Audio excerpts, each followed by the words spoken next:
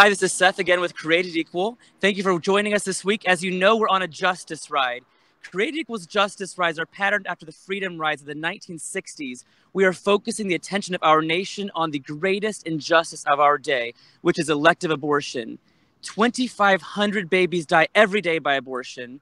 And the Justice Ride is a generation of activists who are not willing to just stand by while that happens.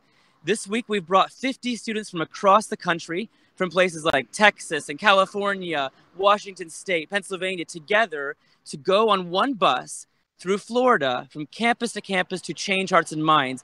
Because we know that when people see abortion, support for abortion wanes. Because so long as the injustice is hidden behind clinic doors or people don't see what is happening, it's easy to support it. When you see that human beings, preborn people, are shredded to bits by the abortion procedures, it's hard to support it.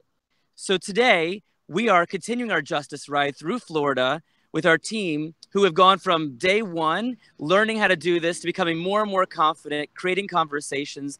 They have had a successful week already, changing hearts and minds. But today, things get a little interesting. Because though our primary mission is indeed to go to colleges, high schools, where we can show the images of abortion, let the victims be seen, and create conversation, there are a couple of other things we do on the Justice Ride as well. Because even though, again, our main mission is focusing the attention of our nation on the injustice of abortion, we have a couple other ways of trying to fight abortion as well. And one of them is to go to ground zero, the place where babies are being killed. Because we want, after the Justice Ride, we don't want this to be, 2 weeks a year or several weeks a year where people go and pat themselves on the back thinking, I've done my anti-abortion work for the year. We want this to be a training ground in apologetics, a training ground in activism, how to use that knowledge to actually seek real change. And so we want people to leave going home as leaders. So we also have events like this going to ground zero where babies are being killed. So they have a very diverse experience of how they can take direct action to save babies' lives. So we're on the ground right now at Planned Parenthood in Fort Myers, Florida. Before coming here, we've been to Jacksonville, to the University of North Florida. We then moved on to the University of Florida in Gainesville, a large university where our team was there for 2 days. There were massive crowds walking by our signs. Many people saw the pictures. The paper had a story covering our outreach that day. People have been seeing the victim images all across Florida on our trip. But today, it all comes down to this, where we are on the ground where babies are dying. There are local people here who have a presence here. 40 Days for Life is here. We're not the only activists here. We're here to help them, to build them up, and also to give our team, our justice riders, experience of what it's like to be here at the facilities where babies are dying. It's one thing to be on a college campus talking hypothetically about what would you do, or more importantly, what should you do if you are pregnant? But now we're on this site where people are dying. Not so far away from us in this building at Planned Parenthood, babies up to 13 weeks, 6 days, practically 14 weeks are dying. They're being sucked through tubes by a vacuum until their flesh falls apart. They're being dismembered piece by forceps. They're being suffocated, cut off from their oxygen supply and food supply by RU-46, and then later expelled at the mother's homes. People are dying here, so that's why we're here.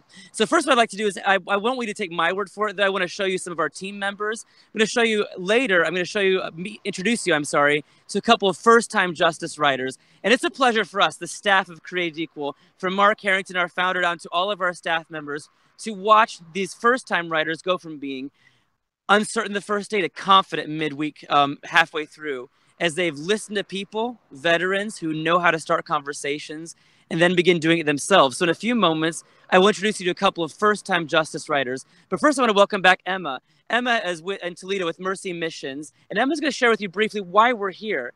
Emma's been a veteran justice writer. She joined our staff for a while before moving on to Toledo in her own pro-life ministry. And Emma's going to give you kind of a lay of the land, why we come to abortion facilities, what it looks like. So Emma, tell us what's going on today. So we're out here with all of our students today to give them hands-on experience on actively fighting for these babies' lives outside of the place where they're being killed.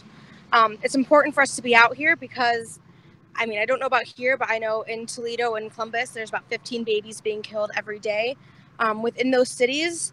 And it's important for our students to be able to learn how to go back into their own cities and fight on the front lines for their babies' lives at the last moment. Perfect. Yes. And I was talking to some of the local activists. They said They believe about 20 babies will die here today, every day at this facility. So Emma, share with people, what do you do as a sidewalk counselor? How do you reach out to a woman or man walking into the abortion facility? Yeah, so it's important to try to remember to talk to them as people, people in need especially. We don't want to be out here being judgmental or, angry with them. We want to sympathize with them, with their situations, and tell them they're strong enough to persevere through those situations and persevere to be a parent or to give their child up for adoption. Just that this is not their only option for them, that they do deserve better than this.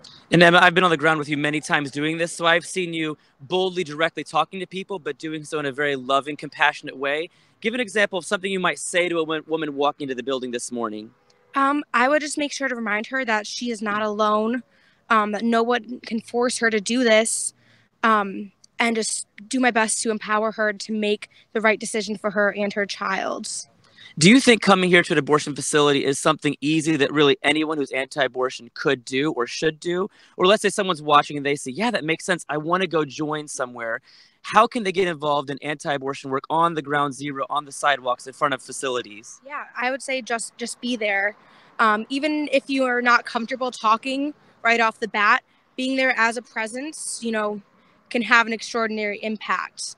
And you can connect with the local leaders of the sidewalk counseling ministries in your city and get tips and advice from them if you want to learn how to better, articulate this need to the parents going in. And tell us who you're with now and maybe how people could even contact you for help sidewalk counseling. Yeah, absolutely. I'm currently working with an organization called Mercy Missions. I'm running a chapter of that in the Toledo and Detroit area.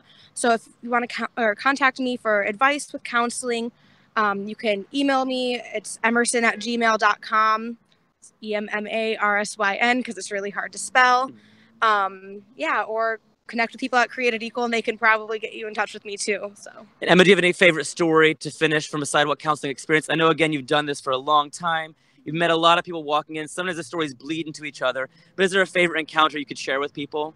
It would be hard to pick just one, but one of the more recent ones was just a few weeks ago. I was sidewalk counseling with a friend in Detroit, and we had a woman who had just moved to Detroit from Oklahoma, I believe. She was 10 weeks pregnant, didn't know what, she knew that she wanted to keep her baby, but didn't know where to go. So she rounded up at the Planned Parenthood facility. They didn't do surgical abortions. They just did, RU46 there. But upon walking up to us and seeing the images we had out there, she just broke down. Like, I did not know this is what was happening here. And we've been able to stay in contact with her. She went to the pregnancy center nearby, and we're hopefully going to be meeting again with her in person here in the next few days. So awesome. Thank you, Emma. Thank you for what you do. Take care and good luck this morning. God be this morning. So as you can see, when we are here, there's a sense of urgency, right? Because we know, as Emma was describing, people are going in here today. Babies will die today. This is not hypothetical. Children are being ripped apart not so far from us. For some women, just seeing the baby in this picture behind me, seeing babies who've been killed, that can be enough to change their minds. Seeing bodies, born people standing out here on the streets, willing to offer love and care to them, that can change their minds. Just showing up can save human lives, and that's why we're here. But while we're here at the abortion facility, another part of our team is on the ground on the college campus again today at Florida Gulf Coast University. We're really trying to maximize our impact by training these people and sending them out to various locations. So we're here while we're doing this work today, reaching out to men and women outside Planned Parenthood. Half of our team is doing the work you are familiar with us doing, which is ministry on college campuses with the pictures, engaging in conversation. But as we're doing this, we want to go home, again, sending our students home as leaders. Hopefully some of them will decide they're not done. They may be going home to start their own ministries, their own clubs. Some of them, though, may say, you know what? I would like to join Create Equal full-time. I would like to spend some time doing an internship with full-time work on a limited scale, but giving some time of my life to full-time work to save babies. And one student like that is Eliana. So I'd like to introduce you to Eliana. Come on in, Eliana.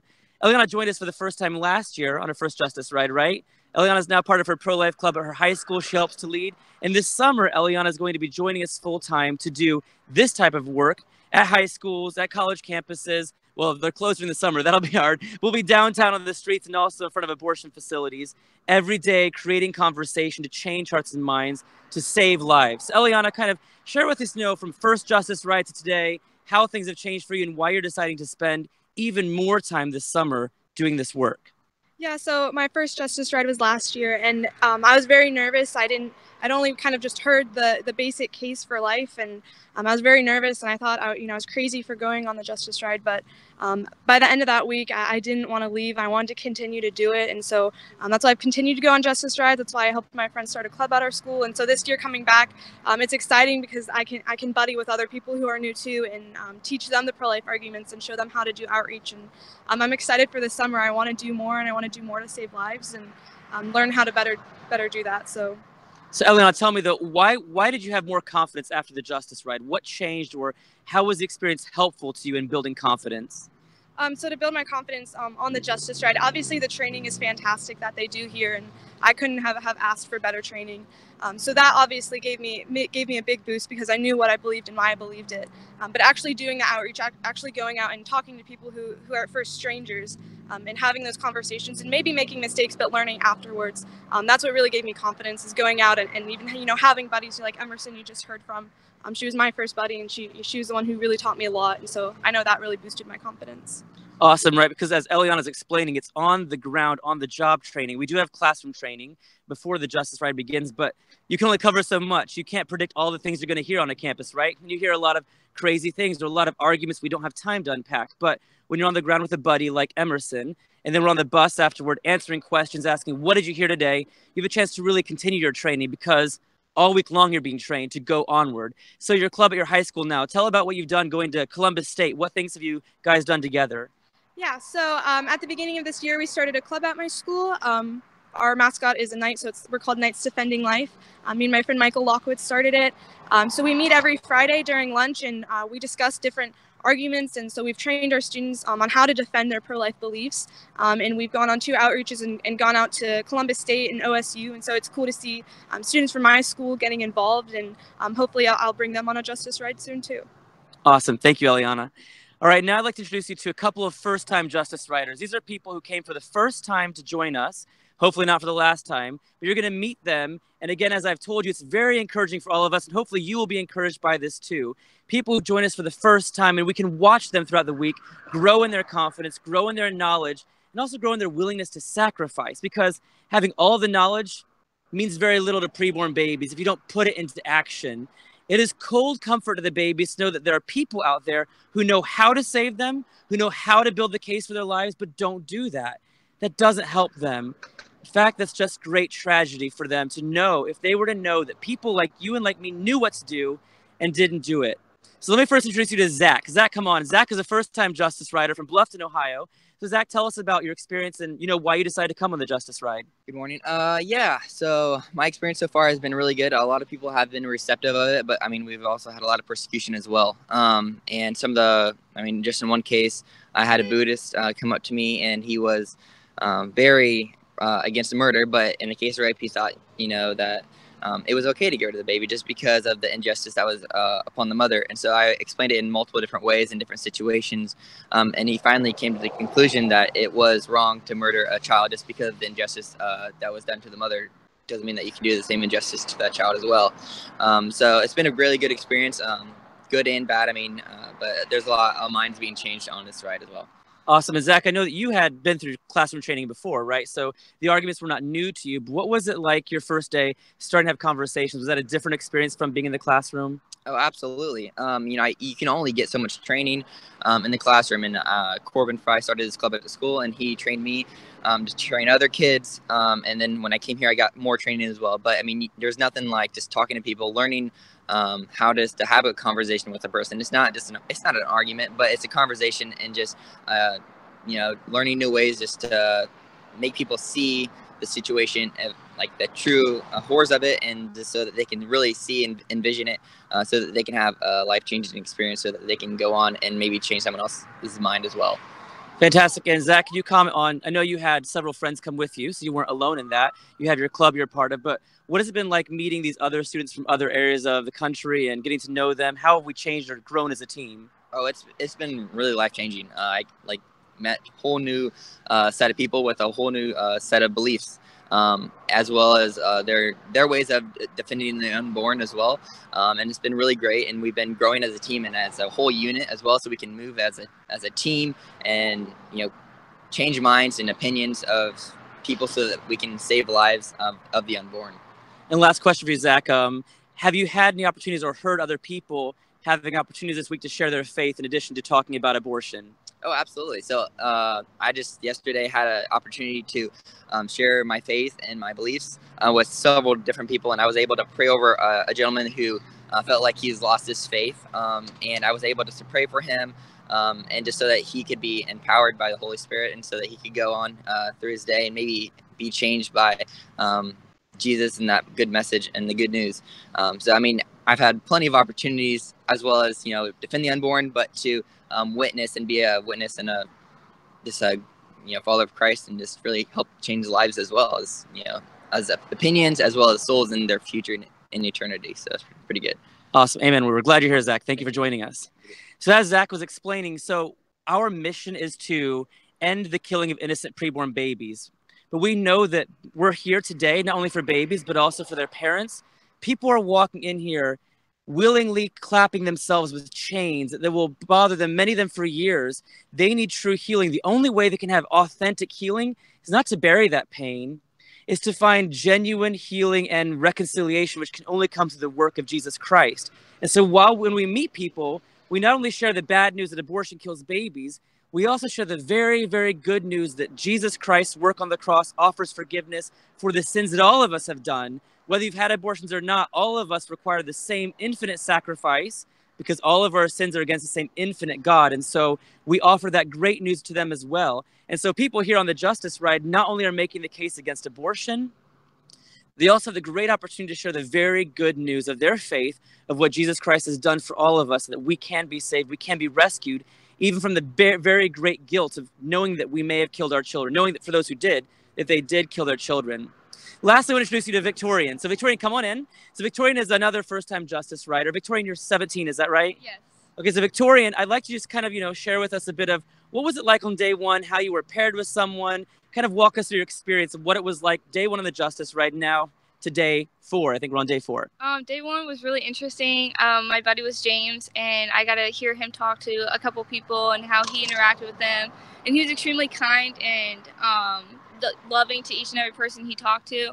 And so after like a while of watching him, I got to go and talk to other people. It was definitely nerve-wracking because I had no clue what people were going to come up with. But now that on day 4, I'm less nervous because I'm more excited, because I know that what we've done so far has definitely impacted a lot of people's lives, and I'm excited to impact more. Awesome, very good. And can you also comment on how the experience has been for you with the team, getting to know other people? The experience is amazing. I already can't wait to come back again. The team is absolutely amazing. I've only known them for 4 or 5 days, and they feel like family to me, and I love them so much, and it's really nice having a really nice bond as anti-abortion. Can you comment then on how do you know the team that you're bonding with and growing with this week? How do you know, or why do you think this week you're being effective in what you are doing? I feel like I'm being effective in what I'm doing because just talking to certain people and just hearing what they have to say back after you telling them what abortion is really like, and then they actually it hits them, that it hits them, because some people actually say that it's oh wow, you're right. And so it's actually some people admit this is what abortion is, and they didn't know exactly what it was before. Awesome. And Victorian, can you share with us any individual stories, conversations you've had this week? I know you've had a lot of really good ones. You've been sharing on the bus afterward, but is there anything you'd like to share right now? Just yesterday, there's a guy that I went up to, and I was like, "Hello, sir. What do you think about abortion?" And he said that he disagrees with abortion except for in the case of rape. And so I asked him, and I was like, "Well, sir, can I exactly ask you what exactly is wrong with rape?" And he just looked at me. So I was like, "Okay, so exactly what's wrong with rape is that rape is violating of a woman's body without her consent." And I was like, and that's exactly, and he actually interrupted me, and he was like, "That's exactly what's wrong with abortion." I was like, "Exactly, sir." So then he kind of just stood there for 5 seconds, And then he's like, "You're putting me in a pickle." And I was like, "I am." And I was like, "I want to see you get out of it." And he's like, "I want to see myself get out of it too." So he like kind of just stood there, and like you could tell, like he's like, "Oh my word, like this is murder." And so then he was like, "I think he's like, I'm definitely going to say that I'm pro-life in all cases from now on." And so like that was definitely very encouraging, because it was really nice to hear, because even though like when you talk to people that it impacts them, because that they're thinking about it for sure afterwards, it's really nice hearing right away, because it definitely makes you want to move on even further and talk to more people. Awesome. Thank you, Victoria, and thank you. We're so glad you're here. Thanks for joining us. So again, Victoria and Zach are two of our first-time writers. They're not alone. We've had many first-time writers join us this trip, and also returners like Eliana and Emerson. We are truly building a generation.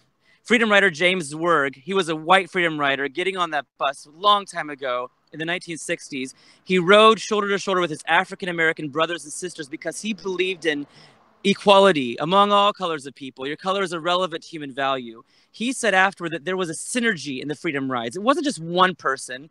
The sit-ins wasn't just one person with a hamburger at a counter. The freedom rides wasn't one person on a bus. It was a team, a group full of synergy. He said that there was that power of many working together, and that's what the justice rides are. It's not just the create equal team. We have synergy of a team working together on the road together, going from campus to campus, abortion facility to abortion facility, uniting for this very purpose of rescuing babies. We are activating, we are finding that synergy that the Freedom Riders had. And we're motivated by not only their uniting together, but also their sacrifice. The Freedom Riders sacrificed a lot. The cost was very high for them. Just a couple nights ago, James Werg, the Freedom Rider from the 1960s, called in to our Justice Ride on a conference call to share his story with our team. He shared with us what he was facing, the great cost to him as an individual. They faced a lot. They faced great persecution. They faced costs relationally, the reputation, family-wise. The cost was very high for them. The cost is not so high for us today. That may change in America, but today, we may lose our reputation, but we're not facing jail time for going to a street corner and talking about abortion. We have no excuse. But these justice writers are coming together, and they are paying that price of their reputation, of their giving up their spring break. But our hope and our prayer, please pray for them. Our prayer is that they will sacrifice even more beyond this week. They will go on to do greater things. James Werg, again, that freedom writer, he said that his spiritual life, his faith was never so alive as during the freedom rides. When he got off the bus in Montgomery, Alabama, and he was beaten by the white supremacists, he said in that moment, praying to God, his faith had never been so strong as during that moment. We know, as you've heard today, that the faith, the experience of these justice writers is moving them in great ways. Their faith is strong now because they are bonding together with a team, but they're going to go home next week, and they may be alone out in a street corner. You may be alone out in a street corner. The question is, what will you do when the cost is high? Will you go out to the abortion facilities? Will you go to a street corner and hold a sign of a dead baby? Will you go to a high school, college campus? What will you do? We need to build a legacy of sacrifice so that when abortion is ended, we can collapse in exhaustion saying we did everything we could do to bring that day about. We didn't just wait for it to come and hope it would come. We prayed. We went to facilities like this. We went to street corners. We did the hard work. That's what each of us need to do. And that's what we'll keep doing for the next 2 days. Today, we're here at Planned Parenthood. In a little while, our team moves on to Southwestern State College. We'll go to a high school. Tomorrow, we'll do it all over again. Those 3 locations, as well as Florida Gulf Coast University. And Saturday, we drive home. Please pray for us. Pray for our team. Pray that this would be the beginning for them of great activism, of great sacrifice. Because we know what is happening right here, beyond this parking lot. You know what's happening in your hometown. The question is, what will each of us do? Please stay tuned to Facebook, Instagram, and Twitter. We'll continue to give you live updates from the road, and pray for us and our team as we see the finish line and head home to do greater work. God bless.